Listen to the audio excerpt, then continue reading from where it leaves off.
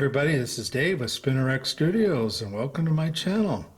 And this is a tag video. Jambo Comics tagged me in connection with a tag challenge that was started by Alex the Comic Book Hoarder. And I'll put links to both of their channels below. And the challenge is to show 10 first appearances for my collection. Now, what I've tried to show is not necessarily my favorite or most important first appearances in my collection, but perhaps things that you don't see too often. For instance, Hulk 181. It's an obvious example of a first appearance, but it's been shown ad nauseum on YouTube.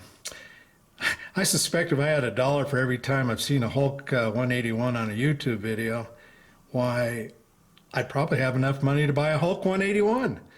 But anyway, let's get started here. And Classics Illustrated you see in front of you is not one of my books. I just threw it up there so you can look at something while I blather on. But let's get on with the first book. All right, this is Archie's Girls Betty and Veronica, number 320, published in 1982. And why is this a first appearance? Who's the first appearance of? Well,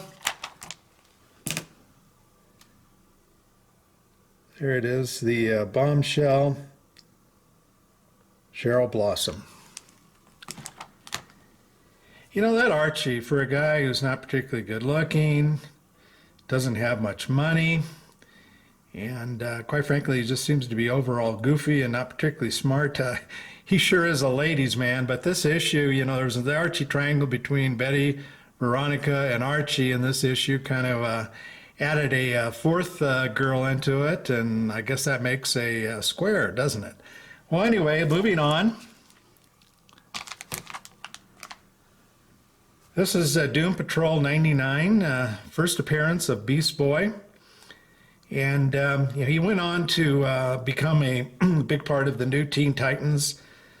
Quite frankly, I don't care for the character. He's very whiny in the new Teen Titans. So why do I have this cover in here? Well, I just like the cover because of the Bugman monster there.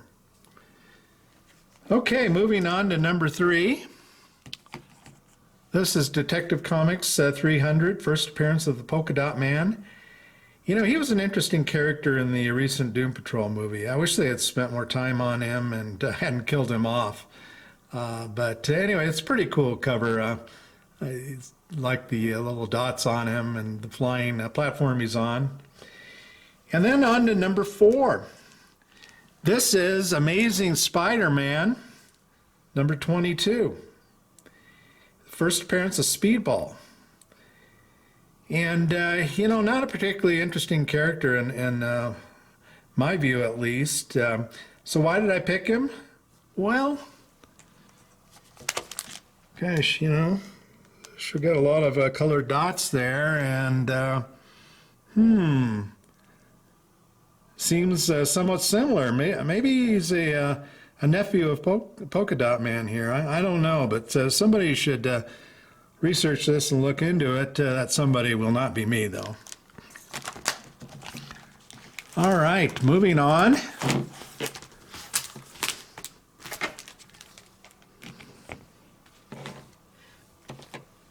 Here we have Peter Parker, the Spectacular Spider-Man, number 64. And this, of course, is the first appearance of Cloak and Dagger.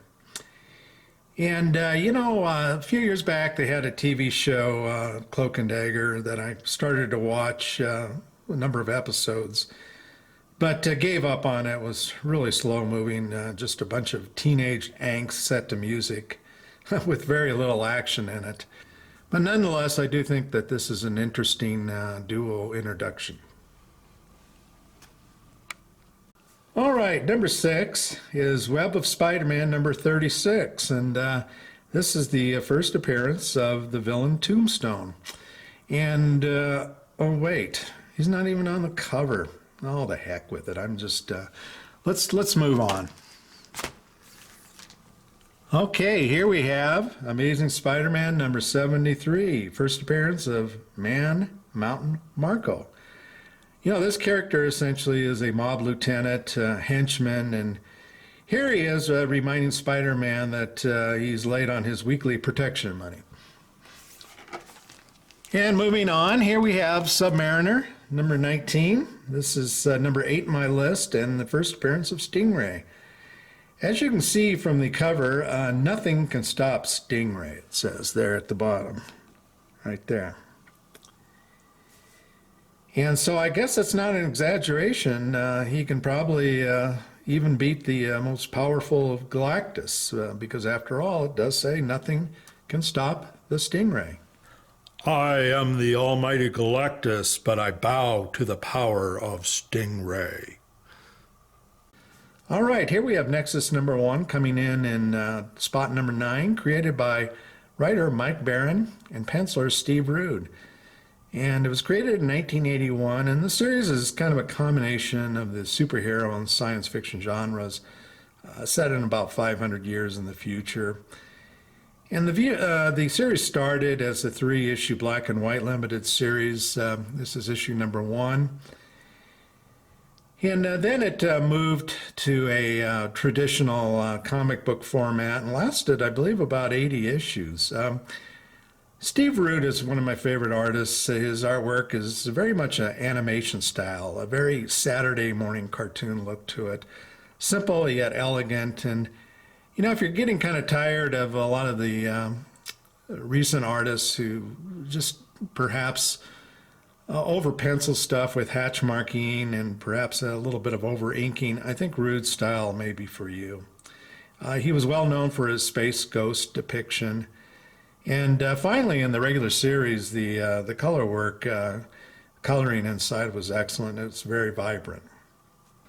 All right, and finally, for my last book, number 10 in this series, do I really have to come up with 10 of these? Gosh, guys, do you know how hard this is to do? Shoot, I'm not quite sure what. Oh, the hell with it. Hulk 181, first appearance of Wolverine. Or is it? I'll let you decide. Okay, this is Dave with SpinnerX Studios signing off. Have a good day.